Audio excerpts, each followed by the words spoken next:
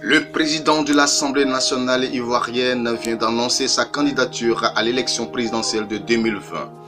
La nouvelle révélée par le journaliste français Bruno Fanouxi est en train de faire le tour du monde. Grand absent au congrès constitutif du RHDP organisé le samedi 26 octobre dernier à Abidjan par le président Alassane Ouattara, le président de l'Assemblée nationale contre-attaque et reprend l'initiative en se lançant dans la campagne présidentielle. Il nous révèle sa stratégie et son calendrier. On le croyait marginalisé et pratiquement hors course, mais il s'apprête à rebondir de manière spectaculaire. Guillaume Soro, qui fut longtemps le dauphin présumé et naturel de l'actuel chef de l'État, a accepté de rencontrer jeudi dernier au palais le président Alassane Ouattara, qui voulait encore le convaincre de s'afficher à ses côtés et de venir ce samedi au stade Félix Houphouët-Boigny d'Abidjan pour le congrès constitutif du RHDP, Rassemblement des Oufouettistes pour la démocratie et la paix, se transformant en parti unique autour du président sortant, lorgnant un troisième mandat. Mais le président de l'Assemblée nationale a diplomatiquement décliné l'offre et a décidé de tracer sa route. Au soir même du grand show médiatique organisé par le pouvoir, le président de l'Assemblée nationale reçoit le journaliste à son domicile de Makori, plus déterminé que jamais à se lancer dans une campagne présidentielle. Économe de ses propos, qu'il ne veut surtout pas galvauder et dévaluer, l'homme parle peu et se fait rare dans les médias. Mais quand il se lâche, ça décoiffe. Je serai candidat en 2020. Je suis dès à présent candidat. Ce n'est plus négociable. Rencontre exclusive. Guillaume Soro ne s'en laisse pas compter et sait reprendre la main. On ne lui impose pas un agenda politique qui n'est pas le sien. Ses ambitions de briguer la magistrature suprême en octobre 2020 sont connues de tous depuis bien longtemps. C'est un secret de polichinelle, mais il a défini pour cela une stratégie et a décidé d'aller à son rythme. Conscient du poids qu'il représente au sein de la jeunesse ivoirienne qui rêve du changement, le président Ouattara voulait le convaincre à rallier le RHDP pour mieux le faire rentrer dans le rang, mais Soro reste un rebelle par nature. Il n'en explique posément. Je suis plutôt de gauche et je n'ai jamais été oufouettiste.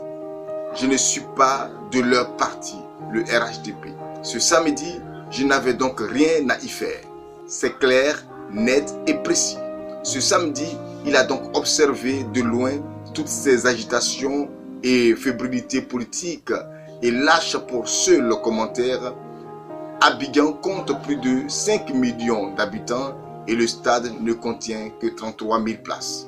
Comme Macron en France, on va renverser les tables et les chaises en Côte d'Ivoire.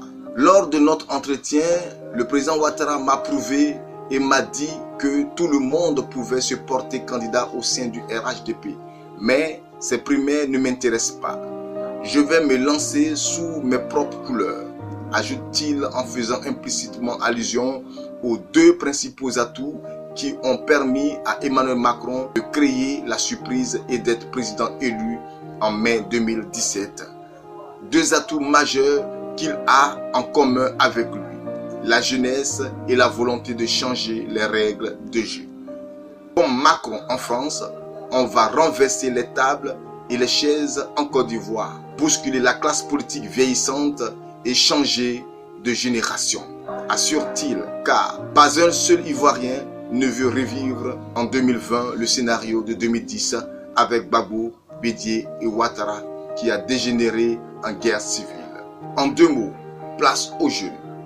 Changer de génération contribuera aussi à la réconciliation nationale, enchaîne-t-il en soulignant qu'il a été le premier à faire d'une véritable réconciliation nationale son cheval de bataille et un enjeu majeur du débat politique.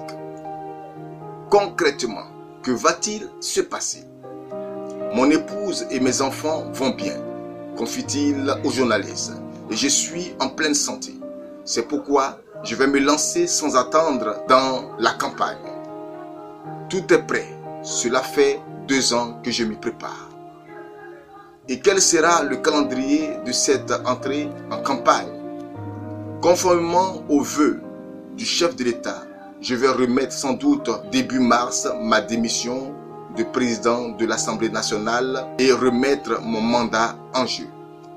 Annonce-t-il en ajoutant avec un brin d'ironie. Je serai fier bien sûr d'être réélu par mes pairs, mais quand le pouvoir exécutif et judiciaire ne respecte plus l'immunité parlementaire au pouvoir, je ne suis sûr de vouloir rempiler et me retourner à la tête d'une telle institution dont les droits sont ouvertement bafoués. Allusion directe à l'emprisonnement d'un de ses proches, le député Alain Lobognon, jeté en prison le 15 janvier à la MACA, maison d'arrêt et de correction d'Abidjan, où il a d'ailleurs entamé une grève de faim pour faire valoir ses droits. Cette arrestation arbitraire, comme les enlèvements ou disparitions dont ont été victimes plusieurs fois des proches engagés dans le combat politique, l'inquiète bien évidemment car il témoigne d'une dérive fort préoccupante du pouvoir en Côte d'Ivoire. Mais ce sont des tentatives d'intimidation qui ne m'impressionnent pas et n'entament pas notre détermination politique, bien au contraire. Je sonne la mobilisation générale et nous nous mettons en ordre de bataille. Si je n'étais pas réélu à la tête de l'Assemblée nationale, ce ne serait pas la fin du monde, observe-t-il avec une certaine philosophie. Quoi qu'il en soit, je vais me lancer à fond dans la campagne pour la présidence de la République et espère bien être élu en 2020 dès le premier tour. Le décor est donc planté. J'ai d'ores et déjà des équipes partout sur le terrain qui sont en train de faire le diagnostic de tout ce qui marche et de tout ce qui ne marche pas dans le pays. Le pays profond et le pays réel. Et nous allons définir 3 ou 4 projets structurants pour redonner à la Côte d'Ivoire toute sa grandeur, redonner à son énergie en assurant ainsi son développement économique et la paix sociale. Je ne veux surtout pas d'un catalogue de 150 belles promesses qu'aucun président ne tient jamais. Référence à peine voilée à la promesse de François Hollande d'inverser la courbe du chômage, promesse qu'il n'arrivera pas à tenir et qui le conduira à ne même pas oser se représenter à l'Élysée en 2017. Soro, qui veut incarner une nouvelle génération politique, fait donc preuve de réalisme et de pragmatisme. Que veulent les Ivoiriens, s'interroge-t-il. Ils veulent avant tout plus de sécurité et un meilleur pouvoir d'achat. Mais pour faire redécoller le pays, il nous faut trouver des solutions innovantes. Avant d'ajouter aussitôt, pour l'heure, nous nous mettons en ordre de bataille. Je sonne la mobilisation générale. Je bats le rappel des troupes.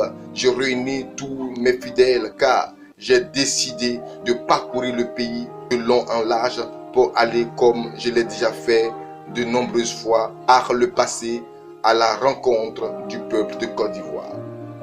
Et il en est persuadé, cette mobilisation des soroïstes et ce long travail de terrain vont finir par payer. J'active également tous mes réseaux à l'international et veux garder un excellent contact avec Paris et bon nombre de chefs d'État africains qui me reçoivent et que je rencontre régulièrement. Enchaîne-t-il pour bien faire comprendre à tous qu'il a désormais une stature internationale qu'il peaufine depuis plusieurs années grâce à la diplomatie parlementaire qu'il a initiée dès son élection à la présidence de l'Assemblée nationale en mars 2012, après avoir été 5 ans Premier ministre. Dans quelques jours, le président Soro repartira d'ailleurs pour Paris, Bruxelles et les États-Unis. Une nouvelle tournée à l'étranger avant de se lancer à cœur perdu dans la campagne présidentielle dès le mois de mars, car ne cesse-t-il de le répéter au cours de cet entretien impromptu et informel. Je suis candidat et rien ne pourra m'arrêter. Ma décision est irrévocable. Y a-t-il un mot plus fort qu'irrévocable? Je suis candidat, ce n'est plus négociable.